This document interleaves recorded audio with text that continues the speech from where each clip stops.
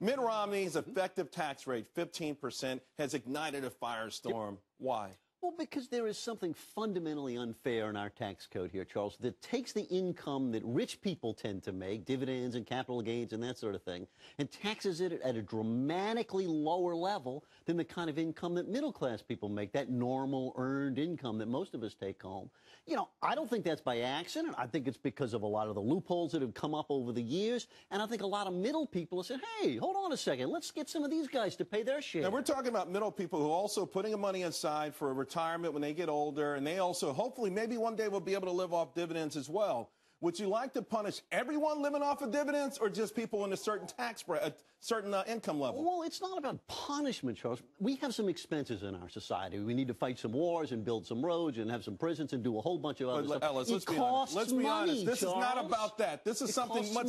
This has nothing to do about us paying our bills and everything to do with punitive punishment, envy, class warfare, bring down the rich. This has nothing to do with economics, I don't think. Charles, there would be no reason for envy if we weren't giving these folks this free ride for so long. Why wouldn't it be fair? What is the free ride? If I made an investment and I lost everything, if I bought a stock... Then you'd have no taxes. And I would have no... So would someone reimburse me for that? All the people that lost money in the stock market in 2001, no one from the government went around writing them checks. You take a risk in life, and I would love to think that maybe I'm rewarded for it. Charles, do you think it's a total coincidence that the kind of income that those 1%ers are making is taxed in such a tiny, puny little rate, and the stuff that most of our viewers are paying are taxed sky high? I mean, that didn't happen by accident. It's whether it's accident or not. My point is, in this country right now, how do we become such a great company? How do we have a country? We have these great, incredible companies. We talk about them every day, the Googles of the world, the Facebooks.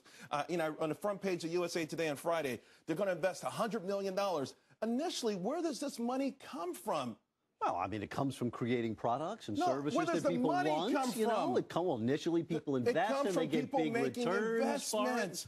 And it blossoms into something wonderful. It's made this the greatest country in the world. Why would we want to harm that because we're jealous of rich people? But no. That's not the reason to do it. It's that we have to pay for stuff in our society, and we ought to have some basic equity. Charles, you see the way more and more wealth is concentrated in fewer hands. You don't like that, do you? I'm not worried about where the wealth is. I'm worried about how do we create future wealth. Taking wealth, if we took all of Bill Gates' money, every single nickel of it, the person watching this show right now who's been unemployed for 3 years won't get a job tomorrow. It won't change this circumstance. If we want to talk about wealth in this country, we should talk about something else. But listen, I want to read something. You're very well schooled. John Taylor, he was a Virginia farmer and politician. He wrote this in the 1820s.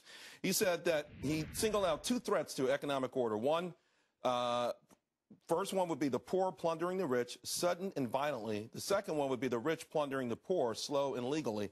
Are we at that point right now where we're talking about plunder on either side of the scales? I mean, has this country come to that point where one side has to plunder the other? Well, I don't think we're quite at the plunder level yet, but, you know, there is a rising frustration in the middle out there that is being expressed in a lot of different ways right now. Or you could say it's being exploited in a lot of different ways, too. Listen, it's politics that's going to be exploiting on all sides of it, but do not ignore it, my friend.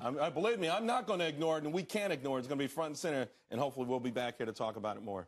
Ellis Henican, everybody. Thanks a lot. Appreciate it. I like this handshake at the end. We can all work together, right? That was genuine. We should have done it beforehand to make sure neither one of us had a weapon.